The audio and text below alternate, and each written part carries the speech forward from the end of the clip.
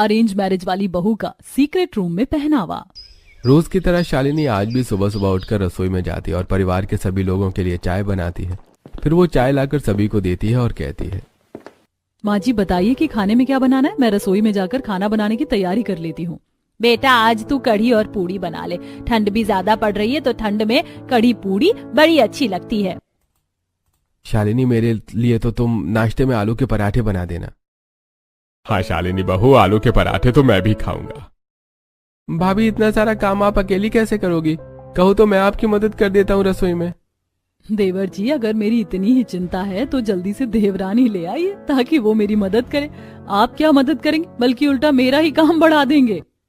शालिनी की बात सुनकर सभी लोग हंसने लगते हैं। इसके बाद शालिनी रसोई में जाती है और सभी के लिए खाना बनाती है।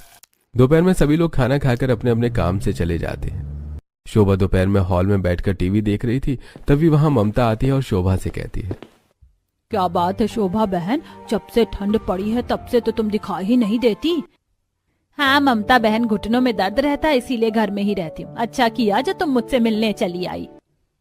ममता और शोभा आपस में बातें कर रही थी, तब तक शालिनी उन लोगों के लिए चाय और बिस्किट ले आई और टेबल पर रखते हुए बोली, कैसी है ममता चाची, आप बड़े दिनों बाद आई। हाँ शालिनी बहू अच्छी हूँ। नाश्ता रखकर शालिनी अपने कमरे में चली जाती है। तब ममता शालिनी की तारीफ करते हुए कहती है, शालिनी बहन बड़ी खुशनसीब हो तुम, जो आज के जमाने में भी तुम्हें इतनी सुशील और संस्कारी बहू मिली है जो साड़ी पहनती है और सर पर पल्लू लेकर रखती है, वरना आजकल की बहुओं का पहनावा और व्यवहार दोनों ही हमारी समझ से बाहर है। हाँ ममता बहन ये तो तुम सही कह रही हो, मेरी बहू सचमुच लाखों में एक है, और हो भी क्यों ना, मैं उसे अरेंज मैरिज करके लेकर आई हूँ, उसे खुद पसंद किया है मैंने। हाँ शोभा बहन शायद तुम सही कहती हो। शालिनी अपने ससुराल में सभी लोगों का बहुत ख्याल रखती थी। वो एक आदर्श बहू थी और शोभा को अपनी अरेंज मैरिज करके लाई गई बहू पर बड़ा गर्व भी था। वो रोज सुबह उठकर पूजा पाठ करती, उसके बाद घर की साफ सफाई करती और सभी को चाय नाश्ता देने के बाद खाना बनाती और सारा दिन किसी न किसी काम में लगी रहती थी। रोज की तरह आज भी वो सुबह सुबह नाश्ता बना रही थी, तभी दिनेश उसे आवाज देता है, शालिनी कहाँ हो तुम? अरे मुझे मेरे मोजे नहीं मिल रहे हैं, प्लीज आकर दे दो। शालिनी रसोई में अपना काम छोड़कर सीढ़ियां चढ़कर ऊपर अपने रूम में जाती है और ड्रॉर के अंदर से मोजे निकालकर दिनेश को देते हुए कहती है, कि सामने ही तो ड्रॉर में मोजे रखे रहते हैं, आपको तो हर चीज हाथ में ही देनी पड़ती है, कुछ तो खुद से ले लिया करो। ओहो शालिनी, जब तुम्हें पता है कि मुझे कोई चीज खुद से नहीं मिलती है तो तुम्हें आकर मेरे हाथ में दे देना चाहिए ना। और आकर तुम पत्नी जो हो मेरी, इतना तो तुम्हें करना पड़ेगा।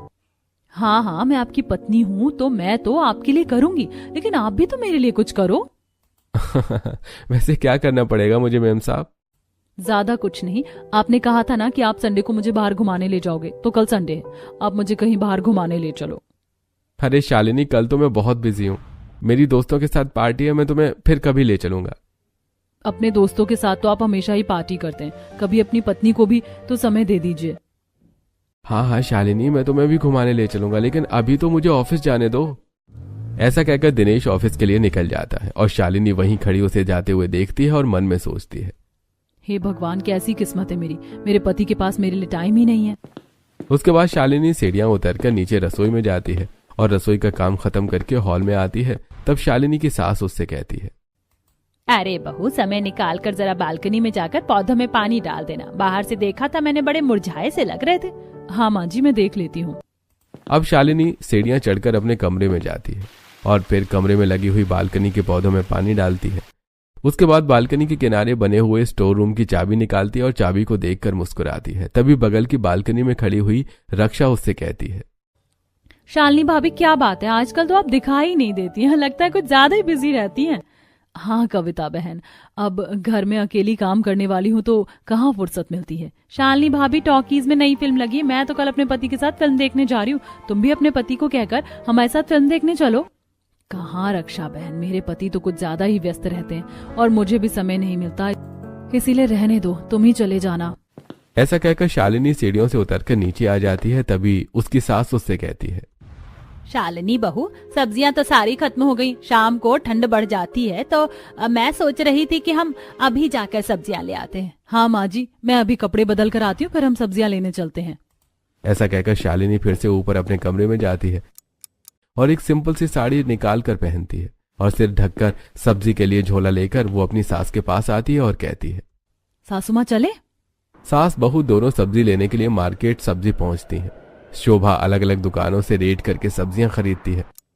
उसके बाद वो लोग वापस आने लगते हैं। तभी बगल वाली निर्मला उन्हें आता देखकर कहती है, शोभा, लगता है तू अपनी बहू के साथ बाजार से सब्जियां लेकर आ रही है। हाँ निर्मला, आज तो मैं ढेर सारी सब्जियां लेकर आई हूँ। वो क्या है ना कि मेरी बहू रोज रोज सुबह उठकर हमें अलग अलग तरह की सब्जियां बनाकर नाश्ता करवाती है, इसीलिए घर में सब्जियां ज्यादा लाकर रखनी पड़ती हैं। वैसे तू बता, तेरी बहू कहाँ है? क्या बताऊं शोभा बहन, मेरी बहू अपने दोस्तों के साथ किटी पार्टी में गई हुई थी, अभी आई है।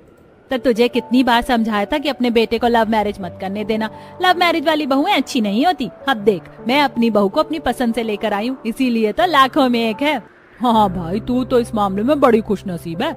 अब बेटे की जिद के आगे मेरी चली नहीं, इसीलिए जो नसीब का लिखा है बस वही काट रही हूँ।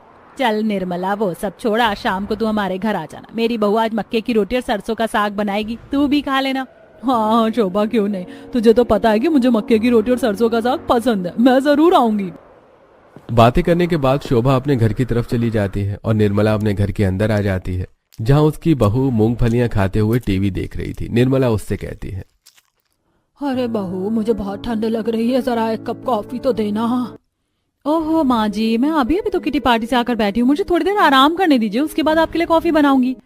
हे भगवान, मेरी बहू तो मुझे इस समय पर एक कॉफी बनाकर भी नहीं पिला सकती। एक पड़ोसन की बहू को देख लो, सारा घर संभालती है और अपनी सास की सेवा में कोई कमी नहीं करती। माँ जी, मुझे आप पड़ोसन की बहू के बारे में मत बताइए, मैं तो ऐसी हूँ और ऐसी ही रहूंगी।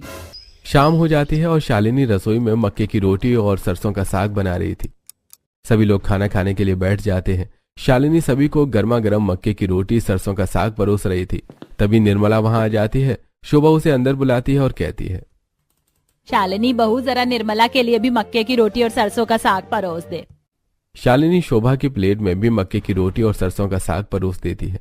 उसके बाद निर्मला खाना खाकर तारीफ करते हुए कहती है, सचमुच शोभा, शालिनी ने बहुत ही स्वादिष्ट खाना बनाया। वैसे अब तो तेरे छोटे बेटे की भी शादी की उम्र हो गई है, इससे पहले कि वो लव मैरिज कर ले तू उसकी शादी कर दे। हाँ निर्मला, तू सही कहती है, मैं लड़कियां ढूंढ रही हूँ, जैसे ही कोई अच्छी लड़की मिलेगी तो मैं लोकेश की शादी करवा दूंगी। लोकेश ये सारी बातें सुनकर चिंता में पड़ गया। दोपहर में वो माधुरी से मिलकर सारी बातें बताते हुए कहता है, माधुरी, मेरी माँ लव मैरिज को कभी भी एक्सेप्ट नहीं करेंगी। मुझे तो डर है कि वो किसी लड़की से मेरी शादी न करवा दें। तुम कैसी बातें कर रहे हो लोकेश? तुम मेरे सिवा किसी और से शादी करने के बारे में सोच भी कैसे सकते हो? एक ही रास्ता है कि हम दोनों को कोर्ट में जाकर शादी कर लेनी चाहिए। लोकेश की इस बात पर माधुरी भी हाँ कह देती है और उसी दिन दोनों कोर्ट मैरिज कर लेते हैं और लोकेश माधुरी को लेकर घर पहुंच जाता है। शोभा उसे देखते ही बहुत गुस्सा होती है और कहती है, तू अच्छी तरह जानता है कि मुझे लव मैरिज से कितनी नफरत है, उसके बाद भी तू लव मैरिज कराया। माँ, माधुरी बहुत अच्छी लड़की है, तुम उसे एक बार जानो तो सही। ये तो उसका पहनावा ही बता रहा है कि वो कितनी अच्छी है। ओ शोभा, आप जाने भी दो, खत्म करो बात को। क्यों सभी लोगों को तमाशा दिखाने पर तुली हो? शालिनी बहू, छोटी बहू का गृह प्रवेश करवाकर उसे अंदर लेकर आओ। अब शालिनी माधुरी का गृह प्रवेश करवाकर उसे अंदर लाती है। माधुरी रात को अपने कमरे में जाकर आराम करती है। अगले दिन सुबह माधुरी नहा धोकर अलमारी से एक लॉन्ग वन पीस निकालती है और लोकेश से पूछती है, लोकेश देखो, मेरा ये वन पीस स्टाइलिश लग रहा है ना? हाँ माधुरी, ये बहुत स्टाइलिश लग रहा है, लेकिन मुझे तुमसे कुछ कहना है। हाँ लोकेश, कहो, क्या बात है? देखो माधुरी, मैं जानता हूँ कि तुम हमेशा से मॉडर्न ड्रेस पहनती आई हो और तुम्हें इसी तरह की ड्रेस अच्छी लगती है, लेकिन मैंने तुम्हें बताया था ना कि मेरी माँ को इस तरह के कपड़े पसंद नहीं है, इसलिए घर में तो तुम सिंपल से ही कपड़े पहन लो, लेकिन जब भी हम बाहर जाया करेंगे तो तुम पहनना जो भी तुम्हें पसंद है। अरे लोकेश, इसमें इतना परेशान होने वाली क्या बात है? मैं माँ जी को मनाने के लिए इतना तो कर ही सकती हूँ। ऐसा कहकर माधुरी अपना वन पीस उठाकर अलमारी में रख देती है और सिंपल सा सूट पहनकर तैयार होकर बाहर आ जाती है। उसे देखकर शोभा कहती है, अब बहू बनकर आ ही गई हो तो ठीक है, रसोई में जाकर कुछ मीठा बना लो।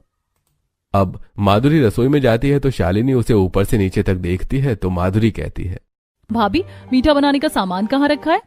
शालिनी माधुरी को हलवा बनाने का सारा सामान निकाल कर दे देती है।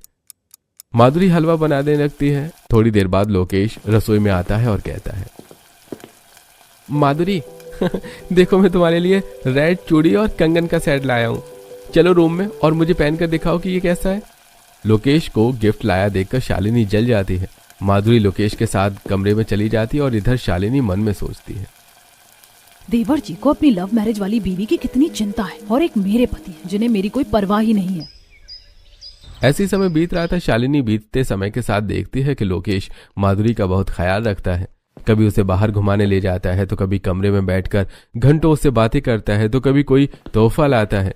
ये सब देखकर शालिनी को बहुत बुरा लगता है। एक दिन शालिनी अपनी सास से कहती है, माँ जी, आप तो देख ही रही हो ना कि जब से देवरानी जी आई हैं, किसी ना किसी बहाने अपने कमरे के अंदर ही रहती हैं। आप तो ऐसा कीजिए कि हम दोनों का काम डिवाइड कर दीजिए। सुबह का काम मैं कर लूंगी और शाम का काम देवरानी जी कर लेंगी। हाँ शालिनी बहू, तुम ठीक कहती हो। मैं आज ही तुम दोनों बहू के काम बांट देती हूँ। इसके बाद शोभा माधुरी को आवाज देकर बुलाती है और कहती है, माधुरी बहू, जब से तुम आई हो तब से देख रही हूँ कि घर के काम में तुम्हारा ध्यान नहीं लगता। आज के बाद सुबह का सारा काम शालिनी बहू करेगी और शाम का सारा काम तुम कर दिया करना। ठीक है माँ जी, मैं कर लूंगी। फिर क्या था, शालिनी सुबह का खाना बनाती है और माधुरी शाम का। और फिर शालिनी रोज किसी न किसी बहाने से शाम को बाहर जाती। आज भी वो अपनी सास के पास आकर कहती है, माँ जी, मैंने आपको बताया था ना कि आज मेरी फ्रेंड का बर्थडे है, तो मैं उसी के बर्थडे में जा रही हूँ। जल्दी ही लौट आऊंगी। ठीक है बेटा, तू आराम से जा। फिर शालिनी चली जाती है। उसके जाने के थोड़ी देर बाद लोकेश घर आता है और माधुरी को तैयार करके पानी पूरी खिलाने ले जाता है। वो दोनों पानी पूरी की दुकान पर खड़े होकर पानी पूरी खा रहे थे। तभी अचानक माधुरी की नजर सामने से जा रहे दो लड़कियों पर पड़ी, जिन्होंने शॉर्ट ड्रेस पहनी हुई थी और चश्मा लगाकर वो स्कूटी से जा रही थी। माधुरी उन्हें देखकर चौंक पड़ी और बोली, अरे ये क्या, ये तो भाभी हैं, लेकिन इतने मॉडर्न कपड़ों में ये कहाँ जा रही हैं? ये तुम क्या कह रही हो? माधुरी, कहाँ है भाभी? लोकेश, मैंने अभी अभी भाभी को देखा है। वो शॉर्ट कपड़ों में अपनी किसी फ्रेंड के साथ बातें करते हुए स्कूटी से जा रही थी। माधुरी, तुम्हारी गलत फहमी है। भाभी शॉर्ट कपड़े पहन ही नहीं सकती। अच्छा चलो अब घर चलते हैं, माँ इंतजार कर रही होंगी। वो लोग घर आ जाते हैं। थोड़ी देर बाद शालिनी भी घर आती है। माधुरी ध्यान से शालिनी को देखती है और फिर कहती है, भाभी, आपकी माथे की बिंदी कहाँ गई? अरे कहीं गिर गई होगी। ऐसा कहकर शालिनी अपने कमरे में चली जाती है, लेकिन माधुरी को उस पर शक हो जाता है। अगले दिन शाम को माधुरी रसोई में चाय बनाने के लिए आती है। तभी देखती है कि शालिनी पीछे की सीढ़ियों से शॉर्ट वन पीस पहने काफी मॉडर्न लुक में ऊपर की तरफ जा रही है। ये देखकर शालिनी चौंक जाती है और अपने आप से कहती है, अरे ये क्या देख रही हूँ मैं? ये तो जेठानी जी है। आखिर ये इतने मॉडर्न लुक में कहाँ से आ रही हैं? मुझे इन्हें छुपकर देखना होगा। अब माधुरी सीढ़ियां चढ़कर जल्दी से ऊपर जाती है और छुपकर अपनी जेठानी को देखने लगती है। वो देखती है कि जेठानी जी स्टोर रूम के बाहर खड़े होकर स्टोर रूम का ताला खोलती हैं, फिर अंदर जाती हैं और दरवाजे अंदर से बंद कर लेती हैं। और माधुरी भी धीरे धीरे आगे बढ़कर दरवाजे की दरार से झांक कर देखने लगती है और अंदर का नजारा देखकर माधुरी हैरान रह जाती है।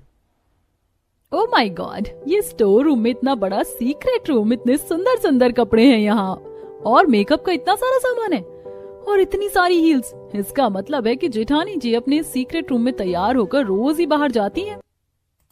यह देखकर माधुरी चुपचाप नीचे आ जाती है। तो वहीं शालिनी अपने सीक्रेट रूम में अपना मेकअप उतारते हुए अपने आप से कहती है, मेरी देवरानी को लगता है कि वो मॉडर्न है और मैं गंवार हूँ। उसे क्या पता कि मैं उससे भी ज्यादा मॉडर्न हूँ, लेकिन आज तक किसी को पता नहीं चल पाया है, यहाँ तक मेरे पति को भी नहीं। शालिनी आईना देखते हुए सब कुछ बोल रही थी। उसके बाद वो अपने कपड़े बदलती है और स्टोर रूम का दरवाजा बंद करके सीढ़ियों से नीचे उतर कर आ जाती है। उसे देखकर उसकी सास कहती है, अरे बहू, तू कब आ गई? मैंने तुझे देखा ही नहीं। माँ जी, थोड़ी देर पहले ही तो आई थी। आप टीवी देख रही थी, इसलिए आपको पता नहीं चला होगा। इसका मतलब है कि भाभी घर में सभी को बेवकूफ बना रही हैं और सबसे झूठ बोल रही हैं। अगले दिन शाम को शालिनी की फ्रेंड अर्पिता का फोन आता है। आज शाम को हम लोग मार्केट चलेंगे, और हाँ, कुछ अच्छा सा वेस्टर्न पहन कर आना, क्योंकि शिल्पा, नीलिमा और शबाना भी आ रही है। हाँ हाँ, मैं आ जाऊंगी, तू चिंता मत कर। शाम को शालिनी अपने ट्रायल रूम में जाती है और एक रेड कलर का शॉर्ट वन पीस पहनती है, फिर मेकअप करती है। उसके बाद वो एक रेड साड़ी को पहनकर अपना शॉर्ट वन पीस पूरी तरह छुपा लेती है और नीचे आकर अपनी सास से कहती है, माँ जी, आज मैं थोड़ी देर के लिए अपने मायके जा रही हूँ और आते हुए सब्जी भी लेती आऊंगी। ठीक है बहू, ठंड का मौसम है, थोड़ा जल्दी लौट आना। ऐसा कहकर शालिनी घर से निकलती है। अब माधुरी भी दूध लाने का बहाना करके घर से निकलती है और शालिनी का पीछा करती है। माधुरी देखती है कि शालिनी रास्ते में एक पब्लिक टॉयलेट में जाकर अपनी साड़ी निकालकर अपने बैग में रख लेती है और फिर अपने वेस्टर्न लुक में अपनी सहेलियों से मिलती है। अच्छा, तो ये है भाभी का पूरा सच। अब पहले कि वो मुझे देख ले, मुझे घर लौट जाना चाहिए। यही सोचकर माधुरी घर की तरफ निकल जाती है तो वहीं दूसरी तरफ शालिनी अपने दोस्तों के साथ मॉल में जाकर शॉपिंग करती है। शाम को वे फिर से पब्लिक टॉयलेट में जाकर साड़ी पहन लेती है और फिर जब घर आ जाती है तो उसे देखकर माधुरी कहती है, आ गई आप? काफी देर लगा दिया आपने। वैसे आपके मायके में सब ठीक ठाक तो है ना? ठीक ठाक ही होगा, तुम क्यों पूछ रही हो? भूल गई आप? आज आप अपने मायके गई थी ना? गई थी, सब ठीक है। इसके बाद शालिनी जल्दी से सीढ़ियां से ऊपर जाती है और सबसे बचकर वो अपने ट्रायल रूम में जाकर कपड़े चेंज करके मेकअप उतारती है और ट्रायल रूम बंद करके बाहर आ जाती है। अगले दिन शाम को फिर से अर्पिता का फोन आता है और वो कहती है, शालिनी, आज शाम को भी तू समय पर आ जाना, सभी लोग मूवी देखने चलेंगे। हाँ, तू चिंता मत कर, मैं समय पर आ जाऊंगी। शालिनी फिर से अपने ट्रायल रूम में जाती है और एक फिश कट गाउन पहनती है और मेकअप करके तैयार हो जाती है। वो ऊपर से साड़ी पहन लेती है और अपने बालों को स्कार्फ से कवर कर लेती है और अपनी सास के पास आकर कहती है, माँ जी, जरा मैं बाजार तक जा रही हूँ, मेरी कुछ चीजें खत्म हो गई तो वही लेना है। ठीक है बेटा, तू जा, मगर जल्दी आ जाना।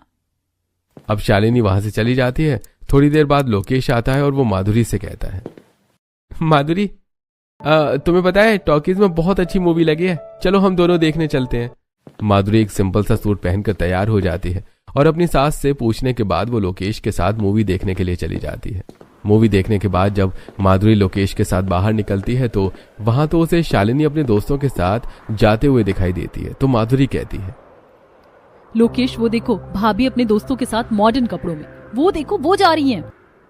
लोकेश शालिनी को देख नहीं पाता और कहता है, ओहो माधुरी, तुम्हें आजकल हर जगह मॉडर्न कपड़े में भाभी ही क्यों दिखाई देती हैं? फिल्म को छोड़कर तुम भाभी की बातें कर रही हो। चलो अब घर चलते हैं, काफी देर हो गई है।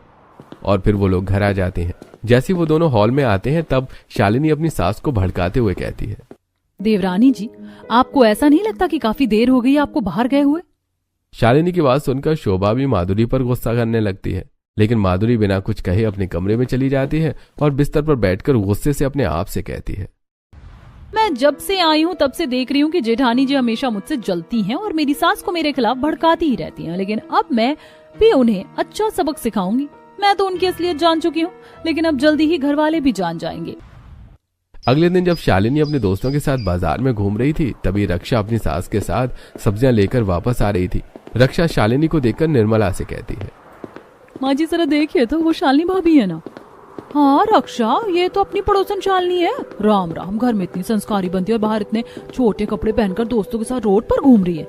आप ही देख लीजिए माँ जी, ताकि अब आपको दूसरों की बहुओं की इतनी तारीफ ना करनी पड़े जितना आप करती हैं। ये बात सुनकर निर्मला शर्मिंदा हो जाती है और शाम को निर्मला शोभा के पास आती है और कहती है, शोभा बहन, वैसे तो तुम अपनी बहू की बड़ी तारीफ करती हो और उसे अरेंज मैरिज वाली संस्कारी बहू बताती हो, लेकिन आज मैंने उसे छोटे छोटे कपड़ों में बाजार में अपने दोस्तों के साथ घूमते फिरते देखा। ये तुम क्या कह रही हो निर्मला? अपनी जुबान को लगाम दो। मेरी बहू इतनी संस्कारी है, वो कभी छोटे कपड़े पहनकर बाजार में घूम ही नहीं सकती। अरे वो तो अपने काम से गई थी। हाँ निर्मला बहन, शोभा सही कहती है, हमारी बहू कभी ऐसा नहीं कर सकती। ठीक है बहन, मेरा काम तो तुम्हें बताना था, अब तुम मानो या ना मानो तुम्हारी मर्जी, मैं तो चली अपने घर। ऐसा कहकर निर्मला वहां से चली जाती है और ये सारी बातें सुनकर शालिनी अपने मन में कहती है, हे भगवान, मैं तो बाल बाल बची, आज तो मेरा भांडा ही फूट जाता। तो वहीं माधुरी भी अपने मन में सोचती है, इसका मतलब है कि निर्मला आंटी ने भी भाभी को बाहर देख लिया है, लेकिन सासू माँ तो कभी भी किसी का भरोसा नहीं करेंगी। मुझे इनके खिलाफ सबूत इकट्ठा करने ही होंगे। अगले दिन फिर से शाम को अर्पिता का फोन आता है और वो कहती है, शालिनी जल्दी से तैयार होकर आ जा, एक नया रेस्टोरेंट ओपन हुआ है, आज हम सब वहीं जाएंगे। ठीक है अर्पिता, मुझे 1 घंटे दो, मैं तैयार होकर अभी आती हूँ। अब शालिनी अपने सीक्रेट रूम में जाती है और वहां पर एक सुंदर सा वेस्टर्न ड्रेस पहनकर तैयार हो जाती है। उसके बाद ऊपर से साड़ी लपेट लेती है और अपनी सास के पास आकर कहती है, माँ जी, विवेक की स्वेटर पुरानी हो गई है तो आज मैंने सोचा कि मैं उनके लिए स्वेटर ले आती हूँ। ठीक है बहू, जल्दी लौट आना। ऐसा कहकर शालिनी घर से निकल जाती है। तब माधुरी भी तैयार होकर अपनी सास के पास आती है और कहती है, माँ जी, मेरी नाइट क्रीम और मॉइस्चराइजर खत्म हो गया है, तो मैं मॉल से थोड़ी देर में ही लेकर आती हूँ। ठीक है बहू, लेकिन जल्दी आ जाना, देर मत करना। अब माधुरी भी अपनी स्कूटी लेकर शालिनी का पीछा करते हुए निकल जाती है। और उसका वीडियो बनाती है। शालिनी हमेशा की तरह पब्लिक टॉयलेट में जाती है और वहां से कपड़े चेंज करके वो बाहर निकलती है। उसके बाद वो मार्केट में अपने सभी दोस्तों से मिलती है। वीडियो बनाकर माधुरी घर लौट आती है और शाम को जब शालिनी घर आती है तब माधुरी कहती है, भाभी अपने दोस्तों के साथ पार्टी करके आ गई आप? क्या बकवास कर रही हो तुम माधुरी? मैं दिनेश के लिए स्वेटर लेने गई थी। अब छुपाने का कोई फायदा नहीं है, मैं सब कुछ जान चुकी हूँ आपके बारे में। माँ जी आपको पता है, निर्मला आंटी सच कह रही थी। भाभी रोज शाम को किसी न किसी बहाने से घर से बाहर निकलती हैं और बाहर जाकर वो छोटे छोटे मॉडर्न कपड़ों में अपने दोस्तों के साथ घूमती हैं। क्या बकवास कर रही हो तुम माधुरी? माँ जी, माधुरी मुझसे जलती है, इसीलिए मुझ पर इस तरह के इल्जाम लगा रही है। एक मिनट माँ जी, मेरे पास मेरी बात के सच होने का सबूत है। ऐसा कहकर माधुरी अपना मोबाइल निकालती है और उसमें शालिनी के घूमने फिरने के वीडियोस दिखाती है। यह देखकर शालिनी बात को घुमाते हुए कहती है, आजकल एआई का जमाना है, किसी भी तरह की वीडियो किसी भी चेहरे के साथ बन सकती है। माधुरी ने भी मेरा ऐसा ही कोई वीडियो बनाया होगा, ये मैं नहीं हूँ। मुझे पता था शालिनी भाभी कि आप यही कहोगी। माँ जी मेरे पास एक और सबूत है। आप शालिनी भाभी से स्टोर रूम की चाबी लीजिए और चल के स्टोर रूम खोल कर देखिए। स्टोर रूम नहीं, उनका सीक्रेट रूम है। शालिनी, स्टोर रूम की चाबी दो। शालिनी, माँ को चाबी दे दो और साबित कर दो कि तुम सच्ची हो और माधुरी झूठ बोल रही है। अरे बहू चाबी दे दे, क्या सोच रही है? शालिनी अपनी सास को चाबी दे देती है। सभी लोग सीढ़ियों से ऊपर जाते हैं। शोभा स्टोर रूम का दरवाजा खोलती है और सभी लोग स्टोर रूम के अंदर का नजारा देखकर चौंक जाते हैं। सभी सीक्रेट रूम के अंदर आते हैं और उसे चारों तरफ से घूम घूम कर देखते हैं, जहां पर इतने सारे मॉडर्न ड्रेस, मेकअप, हील्स सब कुछ रखा हुआ था। ये देखकर शोभा कहती है, अच्छा बहू, तो ये है तेरी सच्चाई। इसका मतलब है कि निर्मला सही कह रही थी और माधुरी भी सच कह रही थी और वो वीडियो तेरे ही हैं। हाँ माँ जी, माधुरी सच कह रही है और ये ट्रायल रूम में जो कुछ सामान है सब कुछ मेरा है और वो वीडियो भी मेरे ही थे। मैं ही हूँ जो छोटे छोटे मॉडर्न कपड़े पहनकर अपने दोस्तों के साथ घूमती फिरती हूँ और अपने शौक पूरे करती हूँ और आप सबसे आज तक मैंने ये बात छुपा कर रखी। ऐसा कहकर शालिनी अपनी साड़ी उतार देती है, जिसके नीचे वो एक मॉडर्न ड्रेस पहने हुए होती है। ये देखकर शोभा कहती है, राम राम बहू, तूने ऐसे कपड़े पहन रखे, लेकिन बहू आखिर ऐसे क्यों? तुझे ये सब करने की आखिर क्या जरूरत पड़ी? ये आप मुझसे पूछ रही हैं माँ जी कि मुझे ये सब करने की क्यों जरूरत पड़ गई? आप याद कीजिए, जब से आप मुझे ब्याह कर लाई हैं मुझ पर सिर्फ घर की जिम्मेदारियां डाल दी हैं। शादी के पहले मेरी माँ कहती थी कि बेटा अपने शौक ससुराल जाकर पूरे करना। जब मेरी शादी हुई तो मुझे ऐसा लगता था कि अब मेरे शौक पूरे होंगे, लेकिन मुझे सिर्फ जिम्मेदारियां मिली और कुछ नहीं। लेकिन शालिनी, अपने शौक पूरे करने का ये कौन सा तरीका है? और कम से कम तुम मुझे तो ये सारी बातें बता सकती थी। मैंने तो तुम्हारे साथ कभी गलत नहीं किया। क्या कहा आपने? मेरे साथ कभी गलत नहीं किया? सबसे ज्यादा तो आपने ही मेरे साथ गलत किया है। अरे अगर सास ससुर बहू पर ध्यान ना दे तो चलता है, लेकिन आप तो मेरे पति हो। आपको मेरे लिए कभी टाइम ही नहीं मिला। सिर्फ अपने दोस्तों के साथ आप समय बिताते हो, ना ही मुझे कहीं घुमाने ले जाते हो, ना ही मुझे कोई गिफ्ट देते हो। सबसे ज्यादा दुखी तो मैं आपसे ही हूँ। इसीलिए मैंने अपने दोस्तों के साथ मिलकर अपनी जिंदगी को खुद ही जीना शुरू कर दिया।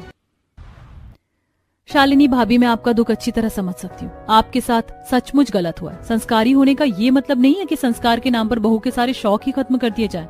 आखिर संस्कारी बहू भी तो इंसान ही होती है ना। माधुरी बहू तो सही कहती है। आज मुझे एहसास हुआ कि मैंने अपनी बहू पर कुछ ज्यादा ही जिम्मेदारियां डाल दी थी। मुझे माफ कर दो। मुझे पता नहीं था कि तुम्हारे मन में भी इतनी इच्छाएं हैं जो अधूरी रह गई हैं। आज के बाद तुम्हें मुझसे कोई शिकायत नहीं होगी। हाँ बहू, और तू जैसे चाहे वैसे रह सकती है, जिससे चाहे उससे मिल सकती है, जो चाहे वो कपड़े पहन सकती है। तुझे ये सब कुछ छुप कर करने की कोई जरूरत नहीं है। और भाभी, हमें तो बहुत खुशी है कि मेरी भाभी इतनी मॉडर्न और इतनी स्मार्ट है। वैसे भाभी, आप साड़ी से ज्यादा मॉडर्न कपड़ों में अच्छी लगती हो।